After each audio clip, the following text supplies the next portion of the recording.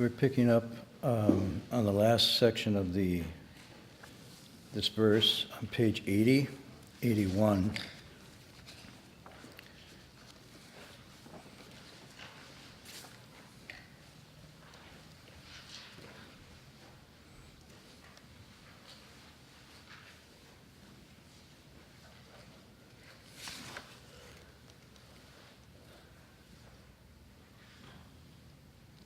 And I think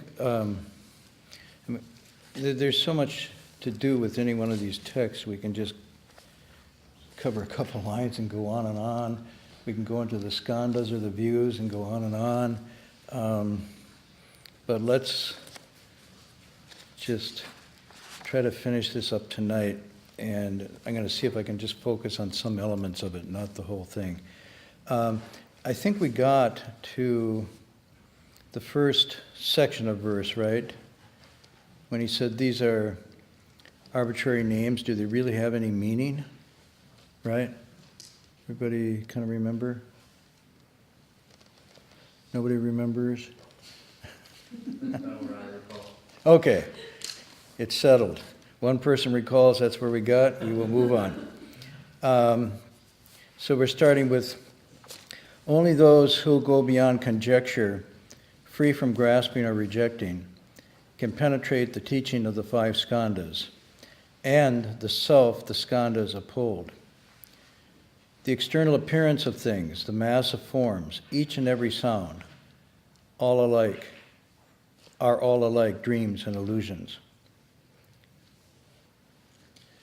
For them, ideas of sacred and worldly never occur, nor do they expound upon nirvana. The two boundaries of emptiness and existence, and the three times, they go beyond them all. Their sense is active, functioning, responding, yet they never need to ponder things over. Discerning all things, clearly distinguishing, yet free of any thought of discrimination. When the aeon-ending fires burn to the bottom of the sea, and the winds pound in the mountains like drums, the true bliss of permanent quiescence, the mark of nirvana, remains as it really is. I'm forcing these words now to get you to give up your wrong views. Don't try to understand by following my words, and then you may indeed understand it a bit. Hearing this verse, Jerdao experienced a profound awakening, and overjoyed he bowed and withdrew. Okay, so the master is now putting into a very succinct verse form the longer passage the longer explanation and correction that he gave to Jerdao. And the verse serves to sort of imprint it deeply in the memory.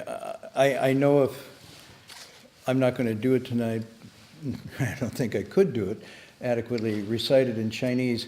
But you'll see in the verses as they're done, they have a rhythm and a sound of balance and rhyme that make them very memorable. They're easy to recall. Whereas the prose version before is more narrative and philosophical. But when you hear the verses, they actually resonate, they ring. When we translate it, it's very difficult to capture the Chinese rhythm and meter and quality of characters when you do the English. So primarily when we do it, we go for meaning or the content, and we sacrifice a certain amount of poetic lyricism in doing that. So please understand, this is really clunky verse as far as the translation goes, but overlook that and see if we can get at the meaning. So he is now presenting a picture of an individual, a cultivator, who can understand this conundrum and get past it that Jerdao was wrestling with. And remember, he was wrestling with this idea, if everything's empty, there's nothing to get, then what's the point of living or cultivating? On the other hand, if there's something to get, then who enjoys it and when do I get it, and so on and so forth. And he was caught between these two extremes. The master was trying to untie this knot, which is a recurring paradigm paralysis that exists within this particular teaching. And the reason it exists is because the fundamental premise of this teaching and upon the Buddha's awakening is that true reality is something beyond the constructs of our imagination or our conjecture, as these first lines point to. It is something that's directly experienced when the mind that's formulating a self and others, and inside and outside, ceases to function. And that functioning is considered to be a misuse of the mind, the true mind. It's a limited application of the mind. And in its limited application, it comes up with this dualistic construct of many forms. And so what the Master is pointing to is all the teachings aren't to set you up in either one of these and saying emptiness is true, or existence is true, or eternalism true, or nihilism true. But these are all false dichotomies that you've set yourself up. They're like a trap. You've tied yourself up. And in that trap, the only way you can see out is one or the other. You're always going for one or the other. And the Buddha's saying it's the one or the other, the going for that is the basic problem. You don't need to go for one or the other, because what is true and liberating is beyond that, or within that, but letting go of that. So I want to say beyond, it seems like it's metaphysical and some transcendent. He's not saying that. He said it's right here and now. If we just simply wake up and let go. It's not like we let go and then we go and look for something else on top of that. So he's now describing those who, quote, get it. I'm doing this. You all know what that means? It's not a finger exercise. It means get it means I just said something can't be got through that, and now I'm saying get it. And so it's a little paradoxical. Those who understand and attain this, what I'm called get it, realize fundamentally there's nothing to get. And letting go of the idea that there's something to get and returning to the fullness of one's nature is in fact the liberation. So sometimes in the text this is called attaining nothing to attain, or getting nothing to get. In other words, when you reach that state of realizing everything is whole and complete and you lack nothing, there's nothing to get, nothing to seek, that realization in of itself is the fullness of awakening and nirvana. Okay, so he's saying, this is conjecture. The conjecture is, and this is very interesting, I've been calling it imagine. We imagine something to be. Or we conjecture, we speculate or surmise that it must be or should be this way based on this dualistic framework. Everybody knows what conjecture is? I don't have to explain that word? Okay. Conjecture means guessing at it, giving it a stab in the dark, sort of. Literally, it means with javelin, throwing the javelin at something and hoping you're going to hit it. Okay? That's where it comes from. Latin. I don't know the Chinese. For those who go beyond conjecture, free from grasping or rejection. And you see, this is linked above. Where does a conjecture come from? It's not just from an intellectual curiosity, which is sometimes we conjecture based on that. But you look at the line above, he's saying all these arise from emotions and longings. So the actual interest in this is not abstract. It's a longing and emotional craving, anxiety that we have that gives rise to this conjecture. And he says when you get past that, free from grasping and rejection. In other words, the grasping is you're free now from seeking, wanting, craving, itching, and the rejecting is also you're free from fear and anxiety. When you're free from those two, they can penetrate the teaching of the five skandhas and the self the skandhas uphold. So he's saying the skandhas is an enlightened representation of what we call the self. Sometimes they're called the five heaps or the five aggregates. And together these five constitute what we call the human individual. From the Buddhist perspective. So instead of saying, there's you, or there's a person, the Buddha in his meditation examination saw that what we call the human individual is actually an aggregate of 5 interfunctioning elements, none of which have a permanent lasting nature to them, but they are in flux. So sometimes they're called heaps or aggregates because when they come together, they form a sense of a self, or we interpret it as a self. This is the basis of our interpretation of the self. So basically, we talked about this. It's, let's see if the Sanskrit is rupa, vedana, samjaya, samskara, vijnana. Excuse my bad pronunciation, but it's pretty close. Rupa is form. It's materiality. The bones, the marrow, the blood. What else? Skin, tissue, brain, hair. That's rupa. It's that which occupies space and has some materiality to it. But the other 4 have to do with mental. So it's body and mind, if you want to say English word. What is it? Body, which is rupa, and 4 elements of mind. The 4 elements of mind, roughly, and this is very hard to translate these without getting into a really big discussion. The second one is feelings. So the actual feelings, pleasant, unpleasant, neutral. Then the next one is, anybody? Because we just discussed this in class, it's tough. Samjaya. Perception. Sometimes called perception, sometimes called apperception, sometimes called cognition, sometimes called thought, sometimes called conceptualizing or reifying. So it's the cognitive function that interprets and gives names and concepts to phenomena that we see and experience. The 4th one is called samskara, very difficult to translate, roughly translated sometimes as will or volitions, the underlying determining will, but it also is called sometimes formation and forming, because it's a deep, almost unconscious process by which we develop habitual tendencies and inclinations that then seem to go on by themselves without conscious effort. Often they're said to be latent underneath until something triggers it.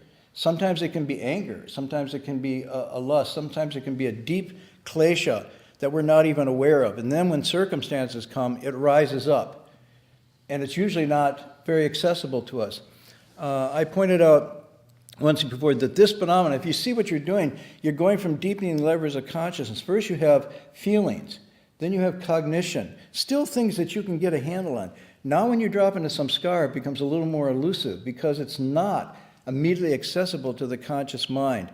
And these carry over, it said, from life to life. These are these deep residual habits and tendencies that are very strongly formed. Hence they're called formations because they're like fixed. They're like clay that is hardened with all the grooves in it.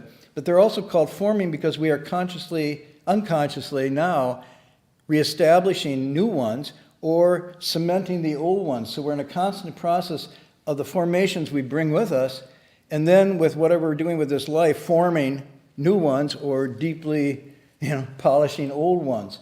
But it's a deep dynamic process that's going on. This is very interesting because it doesn't mean they're fixed and hard. This is not fate or predestination. It means you actually have ability to shift and change this. They're malleable. But when they get to that stage, like all bad habits, as you know, they're malleable, but boy, are they tough. I mean, it's like chipping away at a diamond or a rock. Because we've invested so much in them. We've really made them precious things. And we set up a lot of identity and defense mechanism around the ego with these things. So they're very hard to get at. And we resist people poking at them. It's like, I will poke at your samskara, but don't touch mine. And the way I set up my relationships, anybody pokes at them, I avoid. These are not my friends. And those that flatter them are my friends. And so you see, even psychologically, internally, we make excuses and rationalize and protect them, but then we surround ourselves with a mutual admiration societies that then reinforce them for us. And we think, what a wonderful life, what a wonderful world. I have all these good friends. And anytime I want to have my ego reinforced, they do it.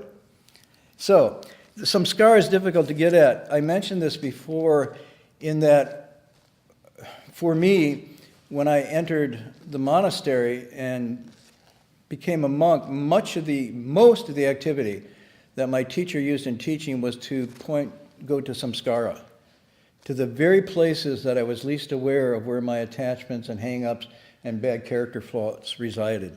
On the level of the form, you just ate one meal a day and just kind of took care of the body, not too much, not too little. On your feelings, you're aware of those. And even on your cognition part, you could study and start to get a handle on what you were doing, sort of conceptualizing stuff in different ways. But on the samskara level, the one that's really deep and hidden, it took someone skillful to be able to go down and poke at those. And again, that's why a good and wise advisor is not necessarily your best friend. I mean, it is, well, let me put this. It means a good and wise friend. Kalyana Mitra means a friend, but it's a friend in the Dharma. And a friend in the Dharma is therapeutic. It's not someone you go fishing with or hang out or, it's someone who is working on your illness. And sometimes it's gentle and sometimes it's a little rough. But this is what a teacher's about. So teachers don't necessarily have friendships. To be a really good teacher, you have to be free of wanting and needing friendship, because you have to have that therapeutic objectivity and detachment that allows you to say, even though this is going to hurt a wee bit, I still have to do it. And that's why in this text you'll see a passage that says something like, good medicine is often bitter to the taste, and true words hurt the ears. And this is a method that a good sage will take up. That's not to say they don't praise. At times they do, but it's also medicinal. It's to get you out of a slump of some sort where you're feeling, I'm not worthy, I don't have any abilities, I can't do it. But that as soon as you think, and the minute you think, I've done it, I'm doing it, I've arrived, then you get the opposite. So that's samskara. And the last one is vijnana, which translates roughly as consciousness, but it's a function of our consciousness that has to do with discrimination. How else would you define it? It's vijnana means divided knowing. So it is divided among the sense organs. With each sense organ, eyes, ears, nose, tongue, and body, the five, there's a corresponding consciousness. Because the eyes don't think. They get sense impressions, but then consciousness interprets that. So there's 6 consciousnesses associated with those. Now, eyes, ears, nose, tongue, body, that leaves out the 6th, which is the mental, but the mental, what's called the mind here in this sense, is not a physical organ. It's not the brain. We want to really be careful. The brain actually falls and distributes across all of these. It's in form and rupa, but it's also working and distributed across the other 5. So don't mistake what's happening with neuroscience investigation, which is very interesting. Don't get me wrong, it's very interesting. It's not exactly looking at it the same way or necessarily at the same thing, but it's still a valuable tool to compare and contrast. So that consciousness gets spread across eyes, ears, nose, tongue, body, and mind, and interprets sight, sound, smells, taste, kinesthetics, and so forth. The mind, though, doesn't have any necessarily material thing. These are called mental objects. And often they don't have material reference at all. These are dreams, reflections, imagery, ideas that come up internally but don't necessarily have an outside physical reference. And these are called mental objects. So what the Buddha is saying roughly is, when you put these 5 together, and here's what's really important, they function together. That's why they're called aggregates. The Buddha said, as he started to analyze, where is the me? Where is this unchanging core and center that doesn't alter?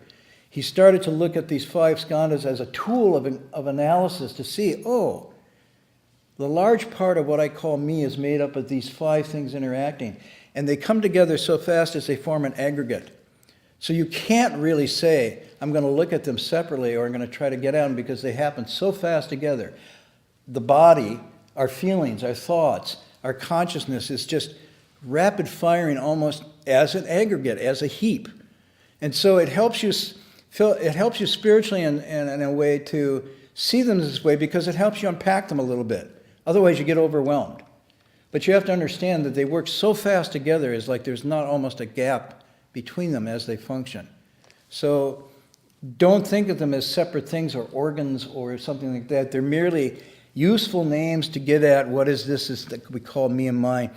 And these psychophysical phenomena we ordinarily experience are really impermanent, fleeting, and insubstantial. But here's the Buddha says where we make a fundamental mistake. We think they're the opposite. We reify them and say, this is a me, it's permanent, substantial, and it's lasting. And then we begin the process of disillusionment because we can't, even if we want to try to hold them together. And so begins the course of self. Anyhow, he says, those who get beyond this grasping and rejecting can penetrate this, and the self, the skandhas uphold. So in other words, seeing them this way, they then are what we imagine, conjecture, to be a self. I'm my body, I'm my feelings.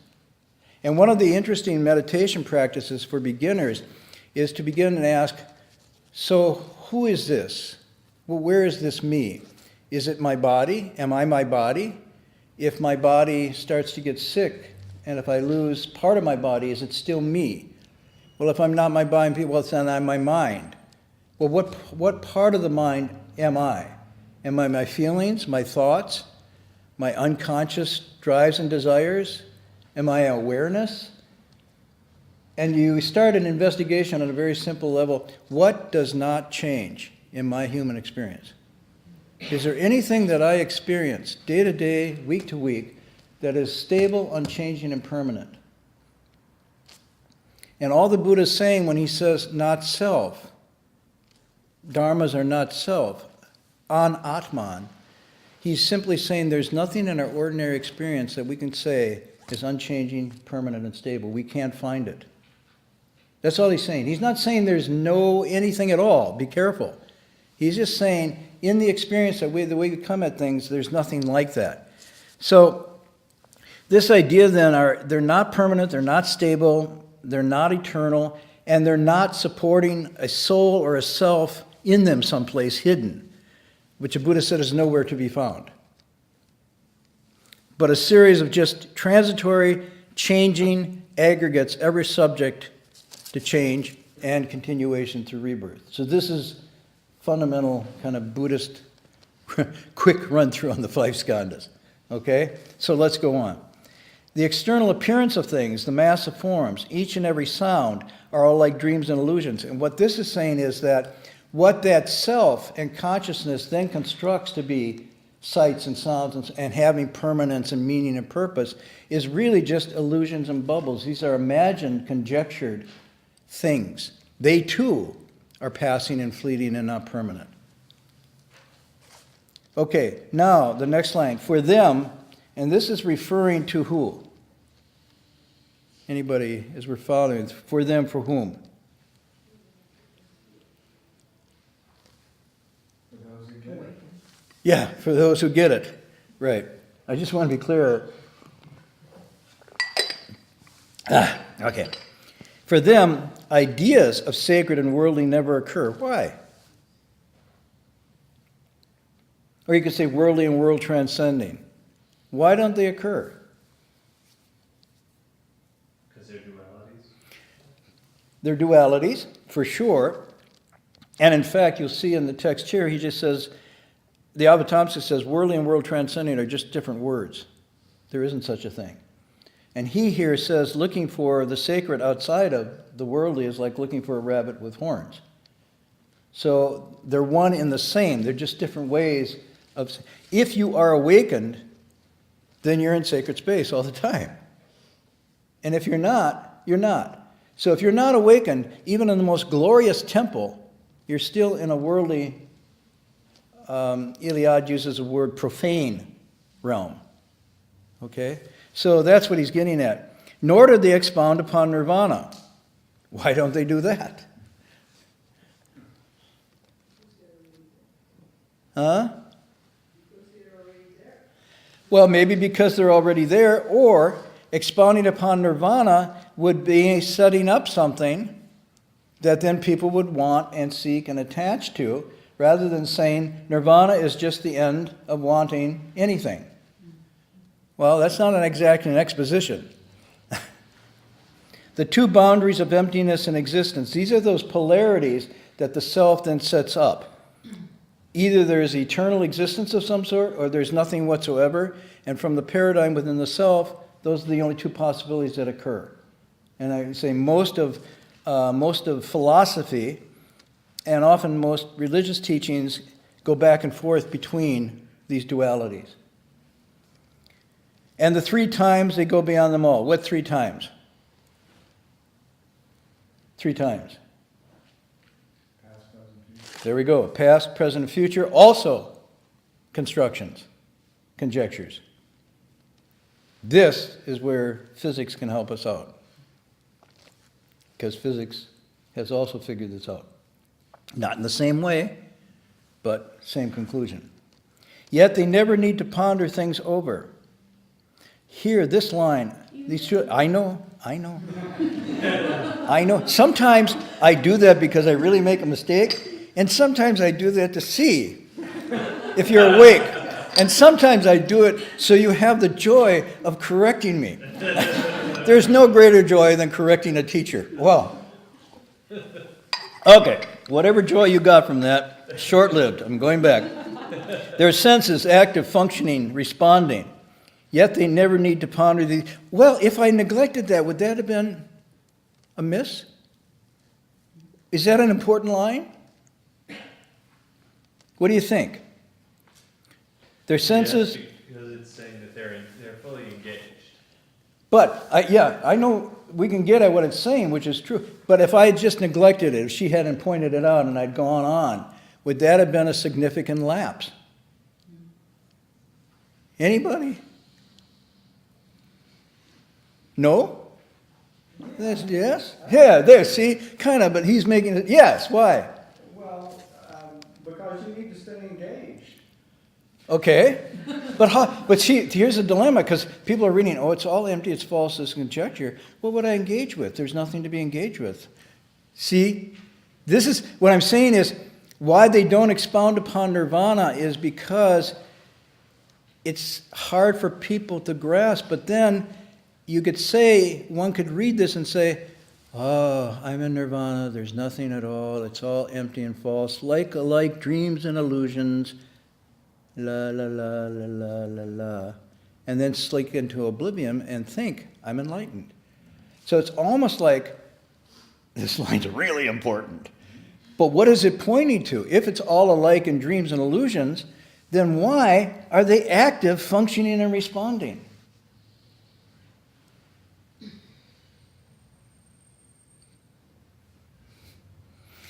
It goes back to, there's no ideas of sacred and worldly. They don't make this dichotomy. It's not that nirvana embodies apart from the world or apart from the skandhas, but it is the perfect functioning and liberated functioning within that reality, not beyond that reality. Because if you say it's beyond that reality, then we're back to a dichotomy again, a duality. Oh, nirvana embodies out there someplace, way beyond, and after I die, I will go there. And the Sixth Patriarchs say, no, it's here and now. There is no other Pure Land, there is no other Buddhahood except your own person here and now. Whoa. So that means if they are senses, active, functioning, responding, it means that they aren't shutting down their eyes, ears, nose, tongue, and body. They aren't shutting down and killing their feelings. What are they doing with them then? This is really interesting. There's no escaping this reality. Let me put it that way. There's only mastery of it. So if you're having mastery of it where you're not confused by it and you're fully functioning within it, it means you have to be alert, attuned, aware. Where does this go? Where does that come from? This thought, this feeling, what is the effect of that it's going to have? I have to be mindful of myself. I have to be mindful of the situation. If I get really mindful of myself and I got some self-mastery, then I want to be able to respond to other people without laying trips on them, without projecting, without missing opportunities, without hurting them, manipulating them, using them. All of this requires attunement. So this is really actively functioning, responding. They're completely within the midst of things, doing what's absolutely appropriate without creating mistakes in cause and effect. And that's where Bodhi and Nirvana rest. It's not in something beyond. It's in a fully aware, almost perfected functioning in the here and now. And if you thought about it, how could it be anything other than that? Nothing in this text suggests that it's someplace else other than the here and now. Now, on one hand, for me, that's tremendously empowering. On the other hand, it's a little scary, because with that comes a sort of existential responsibility to be aware, to be alive, to be fully functioning, and to be using the sense organs and not being used by them, not letting them misfire, based on mistakes in my mind, views and detachments and so forth, which is normally what's meant by ordinary living beings, are constantly following their reflexes and impulses and not very much aware where they're coming from, and even less where they're going. They don't do things considering long-term effects. Now, some of our elected officials do that. No, I'm not going to go there. Okay, I stop. Yet they never need to ponder things over. Now, this is very interesting. They're active, they're functioning, responding, but they're not pondering things over. Does that mean they're not thinking about stuff? They're just responding? How could that be? Why don't they have to ponder, and yet they're actively responding? Conditions always change. Conditions change, but that's still when they ponder the changing conditions. No, don't ponder it, you just be aware of it. Well, see, this is very interesting, because what it's saying, pondering is, in a sense, one step removed from direct seeing and awareness of it. And they say it's like a mirror. The thing appears in front of the mirror, it's perfectly reflected, and when it's gone, the mirror is empty. The pondering has to do working through the fog. I got to ponder this and think it over. Why? Because I don't see it clearly. It's obscure. So you're not accepting it as it is. You're not accepting it as it is, or probably more the case, you're projecting onto it. You see what I mean? Yes. And so you're seeing it, to use a Christian term, expression I like, I don't know if it's a good translation from Paul to the Corinthians, it's as if you're seeing things through a glass darkly, through a lens that is not perfectly clear. And so then you have to ponder, you have to think, is that what I thought it was? Or is that what I want it to be? Or is that what I fear it? Da-da-da-da-da. Because they are completely unattached, unbound, and responsive and appropriate, what you see is exactly what they're. This is called immediacy. And immediacy is sometimes used for this state of awakening, but it means, means not mediated. Not mediated by any desires, longing, fears, attachments whatsoever. So that's why they say the sages can be so quick and not make mistakes. When I'm quick, I make mistakes. I act impulsively, and then, damn, I regret that. But they don't, and the reason they don't is they don't have to ponder anything, because they're just responding to things as they are, and they're not projecting. And as a result, they have this nimbleness and alacrity that allows them to, and it seems like they have more energy, but they don't really have more energy, they're just not misusing it. So they're really, really charged and active. This is really, I love this passage. They're discerning things, they're discerning, clearly distinguishing, but they're not discriminating. And discrimination has to do with grasping and rejecting again. Discrimination is this thing, this, not that, not this. But they're discerning and distinguishing. That doesn't mean they're not observing what's the way to do it. They see it immediately, but they don't discriminate and get into grasping and rejecting. Because that mind's gone, all that's left is seeing. All that's left is seeing. And that's why in this earlier passage, when the fifth patriarch says, so what was your awakening like? And what did you talk about? And he said, we didn't discuss anything. We just talked about seeing, jian. And then the other term they use is thus. It's just thus. There's nothing to talk about. So this has to do with this idea that when you see things as they really are, unfiltered by any of this, there isn't anything to discuss. The Buddha said it's as obvious as looking at an apple in the palm of your hand. It's not mystical reflection. It's not meditative tranquility. It's not deep pondering until you enter into some ethereal beyond realm. It's just clearly seeing things as they really are. And that's why sometimes they're portrayed, these sages are portrayed as not walking around on clouds with halos, putting off these woo vibes. They're just like almost invisible because they don't have a mark to them. There's no mark of self or discrimination like this. And so because they're markless in this way, they seem to be invisible almost. It's really, really quite strange. Very ordinary, seemingly. But then when you get closer, you realize they're not quite ordinary because they don't have tempers. They don't have anger. They're not hooking on you somehow. They're not disappointed and da-da-da-da-da. They're not advertising themselves. I mean, if you thought about it, most things out there, let's just say Hollywood and some religious life, is a lot of advertisements. There's a lot of hype, special clothes, special robes, special accoutrements, and then special entourages that let you know this person's really somebody. But they don't need any of that. And so often they go unnoticed. The aeon-ending fires burn at the bottom of the sea, and the winds pound the mountains like drums. The true bliss of a permanent quiescence, mark of nirvana, is really as it is. This is somewhat poetic, but it's also, anybody know what that's about? That reference? The aeon-ending fires burn? No?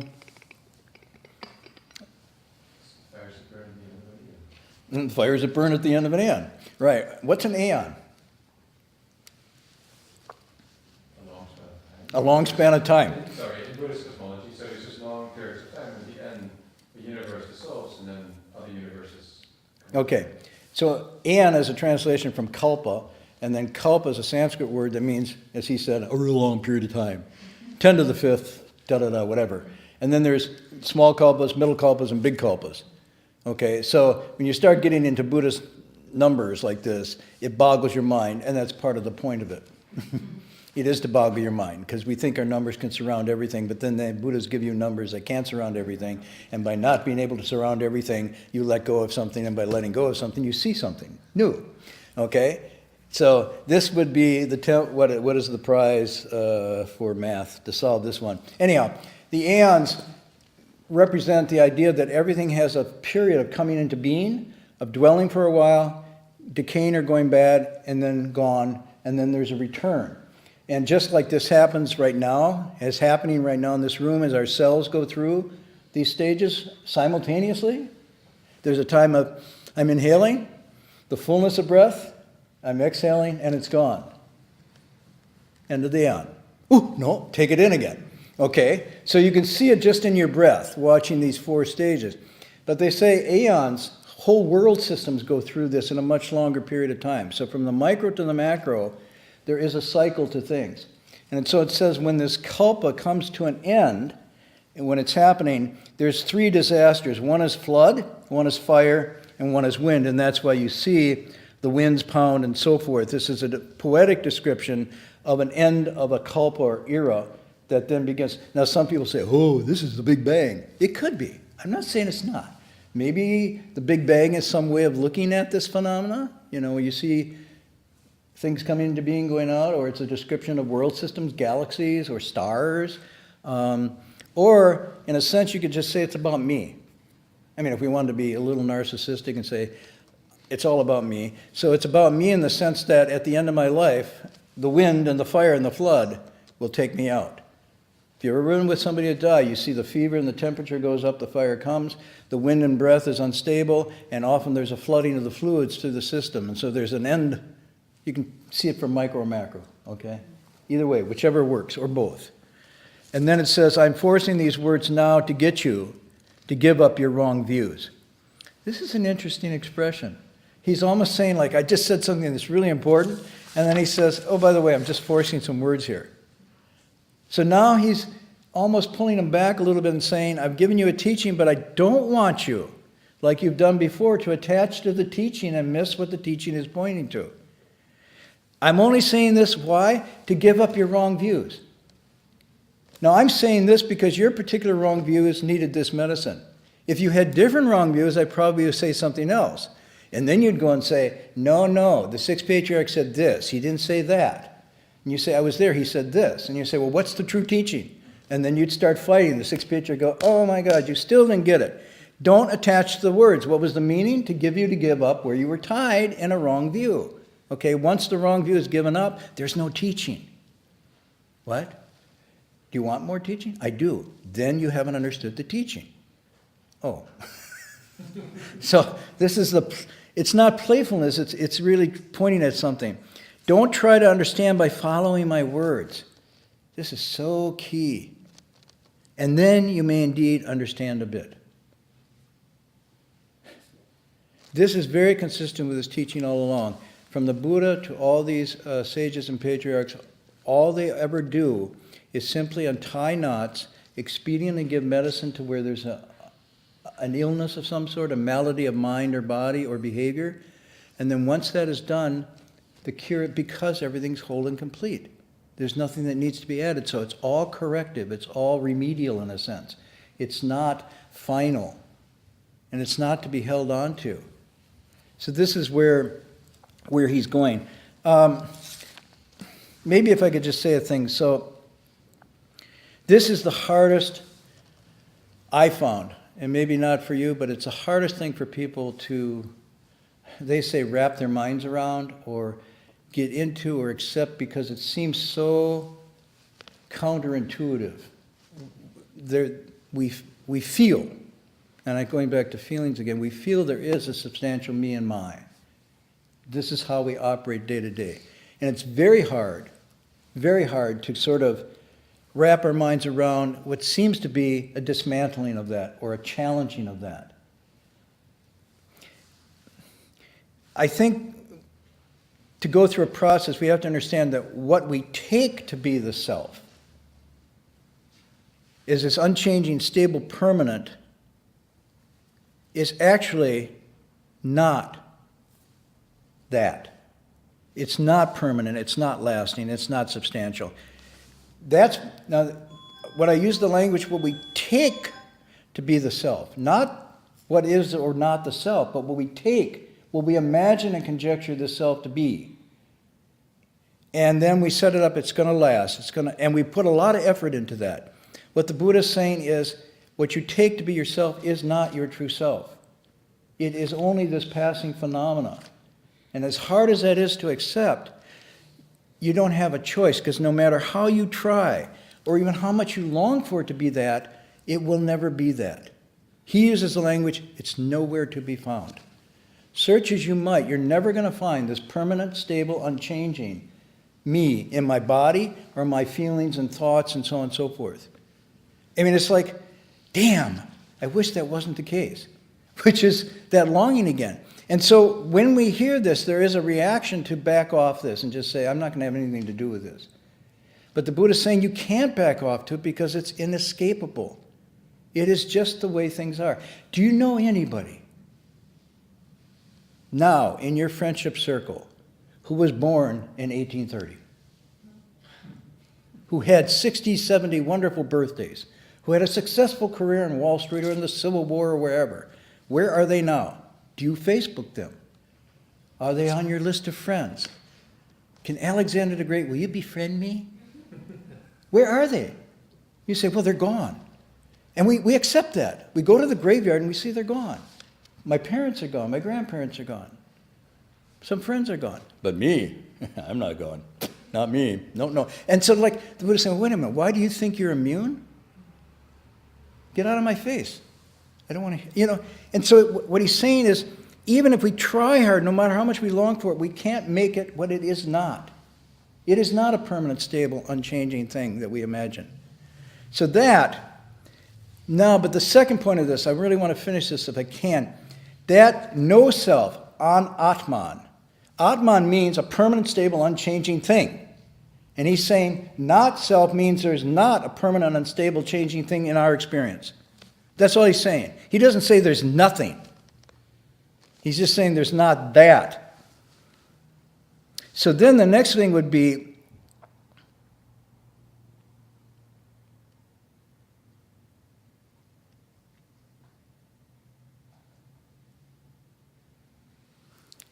there is something. Remember I read the quote on Nirvana? There is an unborn, unarisen, uncreated, unconditioned. If there were no unborn, there would be no release from what is born, arisen, created, and conditioned. He says, though, it's not this, this, this, and this. I merely say it's the end of confusion. It's the end of suffering. So, why does he render it this way? This is where this monk went wrong. He imagined then that there was nothing whatsoever, and he fell into a kind of despair and depression. The Buddha is saying, no, that's not the case. However, here's the point. Unless you let go of and see through this false, imagined, conjectured fantasy, and I'm calling it a fantasy, unless you let go of that, you can't get whatever that is. And here's the problem is that because we're so conditioned to want and grasp, the not wanting and grasping is so hard for us to do. And so then we grasp, oh, I get nirvana then, right? Or I get a permanent condo in the Pure Land, right? And the Buddha is saying, no, that mind that wants it still is covering it over. Whoa, whoa, whoa. And that obstructs what's called the true and the wondrous. So now we have a double problem. The double problem is you can't actually grasp or get a hold of what is insubstantial and fleeting. You can't. You want to, you imagine yourself do it, but the reality is, and as you get older, it starts to become more truthful. I'm sorry, when you're 20 or 30, you got life by the tail. You're going to go out there and conquer and whatnot. You get to be 60 or 70, you can't even remember where you put your car keys. You're at 16, this was your goal, your chariot of liberation, and now you can't even remember where you put the keys to start it anymore. And where are you going to go? You're going to cruise the strip at 75 years old? Some people do. They have what's called midlife crises, and they go out and, cruise the strip, buy new cars, do this whole thing. And most people go, isn't that pathetic? No, but you don't think it is. You're in this, elevated state of a second and third life. The problem is that because you can't get at it, you can't grasp, that's insubstantial to begin with. And trying to do that, the Buddha says, just leads to suffering. And this is a particular suffering of never getting what you seek. It's very interesting. There's 8 kinds of suffering, but this suffering is the most interesting psychologically. Never attaining what you hunger for. Because even if you think you get it, there's an anxiety because you know it will pass. And so that you're never able to get that permanent, unchanging thing. And that anxiety is at the core of so much of our behavior. Even if we get something that's really the first scratch, the first dent, the first sign of rust, and there's this angst that starts to creep in. There's wonderful poetry read about, and most of Shakespeare's sonnets have to do with the psychological understanding of that. When he says, this thought is as a death which cannot choose but weep to have that which it fears to lose. He wants to have love and fame and everything, but he says the thought of impermanence, knowing that it will pass, it's a paralyzing thought. He thought, this thought paralyzed me. I fear to grasp that which I know I'll lose. And so we're kind of stuck like that. So what I'm pointing to, though, is this is not about nihilism, despair, but rather it's about the words in the teaching pointing to almost the counterintuitive of let go, release the hold. And the verse goes, let go, release the hold, the wondrous revealed in and of itself by letting go. So what does let go mean, though? This is tricky. What does let go, release the hold? Anybody? It's a kind of surrendering. It's what? Surrendering. But surrendering to what? See, this is really interesting. We haven't used the word surrender, although some people use that. But then a surrender is sort of just a letting go to what? Some people think that's just giving up. Giving up. Yeah. But then that seems to fall into where Jerdal was going of doing nothing, Yeah. nihilism. Right. So what does letting go really mean? We've talked about it again and again, but what does it actually play out as? What is letting go? What does it feel like? What does it look like? How do you just let go?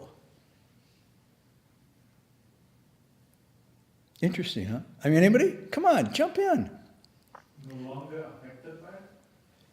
No longer affected by it. That's an interesting, which would mean you don't want it and you're not afraid of it And you're not moved. and you're not moved by it. Yeah, no longer. Okay. So that is a kind of a interpretation of not grasping, not attaching, but at the same time not just surrendering to, right. And that's that lively, responding, so on and so forth. Anybody else on letting go? Relax. Okay. Say a little more. Because how come not just getting stoned and sliding in a hot tub is not letting go? Or would the Buddha say, yeah, that's nirvana?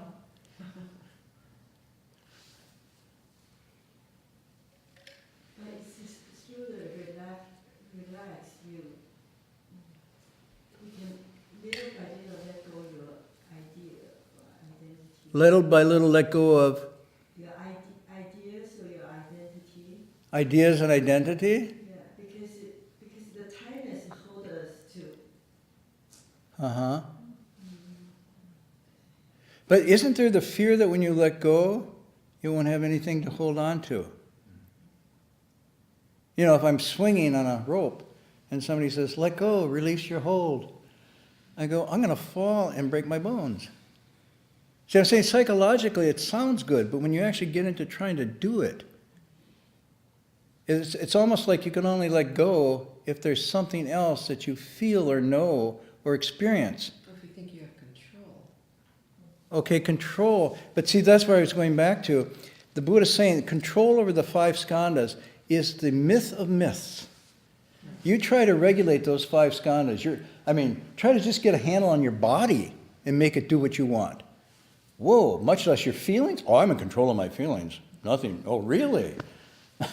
I mean, we could just do an exercise here where I could flatter or insult you and you'd get pretty pissed off or elated, but say, I'm in charge of my feelings. I told you about those biofeedback machines they put on everybody, you know, like the brain waves of the heart, the secretions of da-da-da, and then they run images and whatnot, and the person says, oh, I'm putting in control and whatnot. The screens are dancing all over the place. So we think we're in control, but we're not, really. Or otherwise, advertising wouldn't work, and it does. Okay, but let's... Go ahead. If I think of letting go as like I'm trying to like force it or something, like I'm just gonna let go. Okay. That's pretty common. It kind of works the opposite way almost. Mhm. But letting go maybe in a more way that I've seen it work, it'd be more like kind of seeing the falseness of something, and then just kind of like realizing you don't need it, and then it kind of just it sort of naturally drops away. I thought you were going to say, I'm on what you're saying, and I thought you were going to say, so I don't pick it up. Yeah. And so in a sense, again, if you're following the Sixth Patriarch, he says there's nothing to get, nothing to attain, so there wouldn't be anything to let go of. So the energy would be, don't pick it up. Don't buy it. Huh? I mean, the grasping is like, you know, and even if we're not, we got our hands like this, the eyes are sucking it in, the ears are picking it up. So the 6 sense organs are everywhere grasping, right? And if you're saying letting go might be behaviorally just not picking something up, unless it was really vital to appropriate to, well, I'm not going to pick up food anymore. No, but how much food are you going to pick up? And what kind of food? I'm not going to pick up clothes anymore. Oh, you're going to walk around naked. Well, no. Well, how much? So it's sort of like figuring out not so much what to let go of, but what not to pick up. This is a very interesting way of coming at it, because how much of what we pick up is not by need, but by anxiety and grasping and the anxiety created by this idea of a self. I can make myself more lasting, more permanent, if I have, own, possess, surround myself with this and that. So this is a very interesting way to come at it. And in fact, my teacher had a very wonderful expression. He said, if you don't let go of what's false, you can't pick up what's true. So actually, in the beginning stages, I would say it's all a question of dismantling, letting go of what is excess, what is too much, what is not needed. And this begins obviously with material things, but it can go to relationships, it can go to money, it can also go to ideas and identities. So this is very interesting. Go ahead, somebody, yeah. I was thinking about, it's almost like before you can let go, you kind of have to realize what you're holding on to. And that what you're holding on to, Megan was saying, seeing the falseness of it, or like seeing how the holding on to it causes you suffering. And so you really see that you holding on to certain things leads to these undesirable results, and that they're fundamentally empty and false, then kind of you naturally want to let go. And the way he earlier he says like the way is like flowing water. So it's almost like the holding onto it is like clumping that water, and the water can't flow. And the letting go of it so natural that the water naturally flows. And so it's a visceral feeling of relaxing, of not picking up, but also just realizing that the actual grasping of it leads you to suffering. This is wonderful. I mean, what people are coming at, because you're not describing renunciation. You know, renunciation is letting go of something you really want to hold on to, and it hurts to let go. You're actually saying letting go is a liberating feeling. It actually, and the other thing both of you are saying, which I find very interesting, you're both pragmatists. You're coming at this from a pragmatic point of view. This does not work. This does not make me feel whole and complete. Therefore, I will let go of this. Not because the Buddha said, or I said, or the text said, or anybody said, is that in my experience, this does not work. I mean, if you get at it, that is at the heart of this teaching is, does it work? Does it actually produce an end of suffering, dissatisfaction, anxiety, and does it correspondingly bring increasing joy and happiness and fullness? And if it works, I don't care how many Buddhas come down, they won't stop you from doing that. And if it doesn't, 100 Buddhas can come down and they won't make you do it. Because you won't do it unless it works. I'm sorry, I think the modern, not just the modern mind, I think the mind forever is this way. It's like my mother, she's eminently pragmatic. Does this work? She's not interested in, should I believe this or should I not believe this? But does it work? But in this sense, work is at the very, very deep level. And the Buddha says it works because it's the end of suffering. That's the measure. It doesn't work, get me day by day. It doesn't work to take the edge off and then the edge returns, but in a very profound way. So which means then you have to be active senses functioning, responding, because you can't listen to yourself and feel if it's working or not. How can you know? I just meditate. I don't feel anything. How do you know it's working? I don't know. Okay, so you got to know, you got to feel, but that sensitivity and awareness is what cultivation is all about. Listen to yourself, feel it over and make some decisions and choices based on whether this is leading you towards that state of growing and liberation. But I was thinking like our habit of grasping is so habitual and so strong. Like it's almost like sometimes as soon as we see it and we let go, then we right away pick up something else. That never happens. I think you've all had the feeling that you've gone on meditation retreats for 7 days, simple food, no TV, radio, and you come out and you say, I don't want to pick anything up. The monkey mind just goes and grasps. I've gone a whole week without indulging in fudge and ice cream, and I'm so clear in my mind, and then the retreat's over, and what happens? That comes back. So you're absolutely right. This is samskara. That's what samskara is. So when you're dealing with it, you deal with it from the gross to the fine. And this is what letting go means. You take up precepts. You take up concentration. And you let those start to fill a space for yourself, and then the things fall away by themselves. Then gradually you go to the very fine and subtle, of your thoughts, your ideas, your deepest unexamined longings and whatnot. But you're right. And if you make a mistake, it's over. You're doomed. The Buddha sends you to hell forever. End of story. So don't make any mistakes. Don't pick up anything you put down. No, he just says everything's a test to see what you will do. Made a mistake, start over. Keep coming back at it, keep coming back at it. Anyhow, I think we could go more, but I just want to pause tonight with that thought. The other one is, I don't know, somebody told me this is a Buddha story, and then somebody told me it's a Sufi story, and I think the Buddha would be like, who cares, it's a good story. Okay, so the story is, how do you catch a monkey? Now you guys don't want to catch monkeys, right? So, but in some countries, catching a monkey is a lot of fun. Why? Why is it fun to catch a monkey? Did you ever catch a monkey? No. Did you ever try to? No. Oh, okay. Anybody here ever try to catch a monkey? Oh. Well, in some countries and cultures, catching monkeys is not just for fun, it's also for food. I'm sorry. When my first trips to Asia, was somebody offered me a fresh lunch of monkey brain. The monkey was put up underneath the table in a hole, killed on the spot, the skull was open, and then you were to eat the monkey. Sorry, this was considered a delicacy, and I was considered rude because I turned it down. I have no idea what the monkey thought of the whole thing, but not too much probably. So the story is how they catch the monkey, and there's different ways of this. They take a coconut and they hollow it out, and in one they drill a hole and put a knotted rope through, so you got it caught. And the other, the hole is big enough for a monkey to put its hand in and pull it out again. But then they put some really delicate treat in there that the monkey really loves. And so the monkey puts it in its hand and grabs whatever that is, the walnut, the lychee, or whatnot. Yes! But then, with the fist, it can't get out.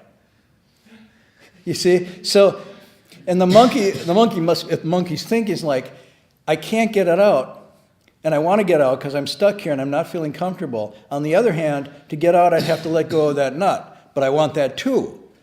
And so the monkey holds on, and that's how the monkey is caught. And so, in one of the stories, according to the Buddha said, and so is your attachment to the 5 skandhas, like the monkey holding on. And let you let go, you'll never be free. But that grasping of wanting that is as strong as the impulse to be free. Now, the other version of the story I really like is, so the hunter comes by and just says, got another monkey. The monkey's going, and the hunter simply comes up, puts the harness around the monkey's neck, has it, and then what? Doesn't kill him. There's apparently a nerve in the monkey's elbow that when you press it, the hand opens, and then he pulls the monkey out. So the monkey's free, but technically not because he's been captured by the hunter. So here's my spin on the story. We are all of us monkeys holding on to our self in this coconut shell. Now, before the hunter comes, press your own nerve, which means cultivate it. Find that spot that isn't satisfactory, that's rubbing, and get on that and work that nerve until you release the hold, and then you're out. So that's not the story completely. I just added that in. But, oh, and I forgot the Avatamsaka. Next week I'll read you this wonderful passage because, again, I say, this says what happens when you release your hold. It's a beautiful description of that awakening state. Okay, sorry I went over, but any questions, comments, or announcements? Yeah, is there any chance that you could talk a little bit about the 8 consciousness? Relation? Is there any chance that you could talk just a little bit more about the 8 consciousness and the relation between the karmic formations, which are part of the 5 aggregates, but the 8 consciousness, which is part of the 5th one? Or? Well, okay, so we just, basically what she's referring to, we talked about Vijnana tonight, which is usually called 6 consciousnesses, but there's also what's called a 7th and an 8th, according to some teachings of the way the mind is mapped. And there's no way we can do that tonight, in all fairness, except to say there is that notion, and then either next class or future class, because it'll come up in the text. In fact, it comes up beautifully in the text when he goes and he has a verse to match the 6th, 7th, 8th, and so forth. But we're out of time tonight to go into such a good subject. Yes. Another question. Ah, So you were saying this is not your true self, it's something ungraspable and it's just like, so would it be fair to say the true self, where in Buddhism, you know, it would be the Buddha nature, or, I mean, so it's not this, it's not this, it's not this, but there is something. there is We something. have not thought about it, but- And that's sometimes rendered in those terms, but again, they're only terms to use to get you out of despair to thinking there's nothing. But if you say, then I want my true self, then you're back in the coconut again, holding on. So, Could you be cultivating awareness of not being any of these other things? it says when that mad mind stops, Right. when that mad mind, wanting, grasping, fearing, conceptualizing, when that mad mind stops, that very stopping is true self.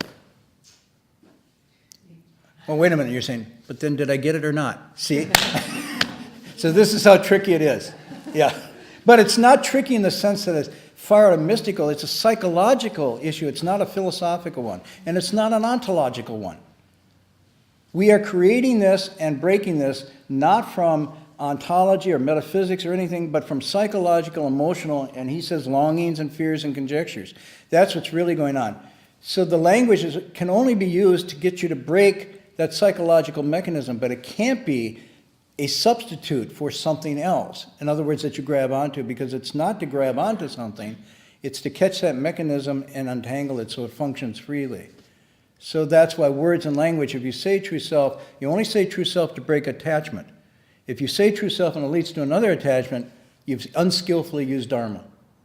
But I mean, sometimes we need some way of referring, even if it's not. Sometimes you do. You know, to just not always be saying not, because otherwise it's very, for some, But all of the teachings are some way of referring to something that can't be conceptualized quite. So that when you understand that all the teachings are like that, even the Four Noble Truths are just expedient devices to try to get you to a place where you can see directly. So whether you use positive or negative or nothing at all, they're all only for that goal. So somebody who needs that, then encouragement and so forth is given. Somebody who doesn't, something else is given. But while it's given for that situation, it's never given permanently, because then it becomes another attachment. leave the raft after you cross the river. Right. And even the river's an illusion, but that's another. Okay. You guys got good questions. You're hard. We'll do the transference. No announcements? Anything coming up? Ken and Joshua are not here. Okay, so they usually announce what's coming. Megan, do you know of anything that's coming up that's happening? Well, the Guanyin session is coming up in November, Okay.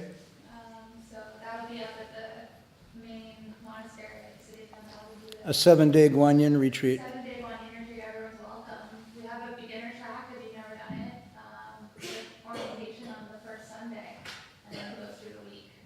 So welcome anybody who can. And the website to register? So website is, drbux.org.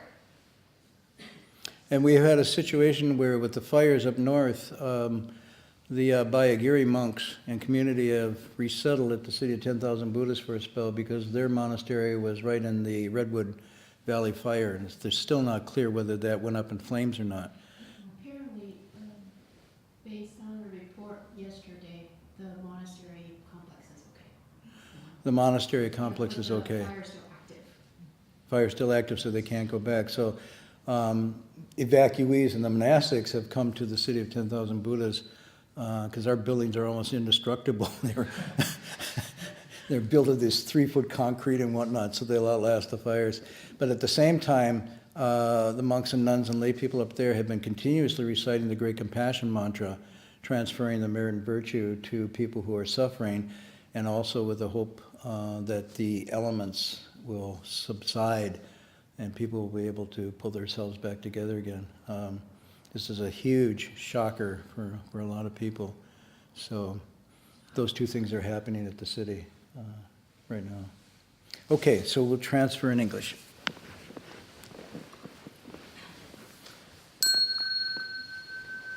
May every living being, our minds as one and radiant with light, share the fruits of peace with hearts of goodness, luminous and bright.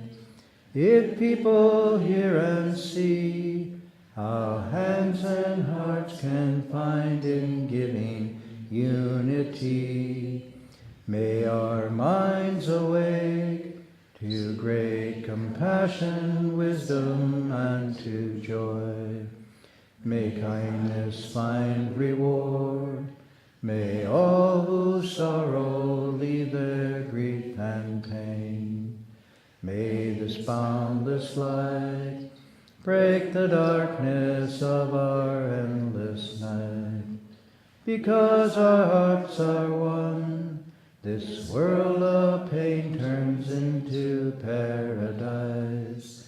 May all become compassionate and wise.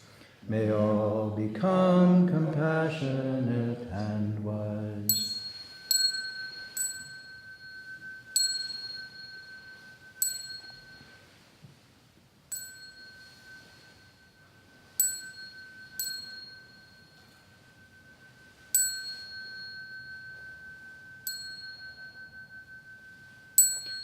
Bow in respect to the three jewels.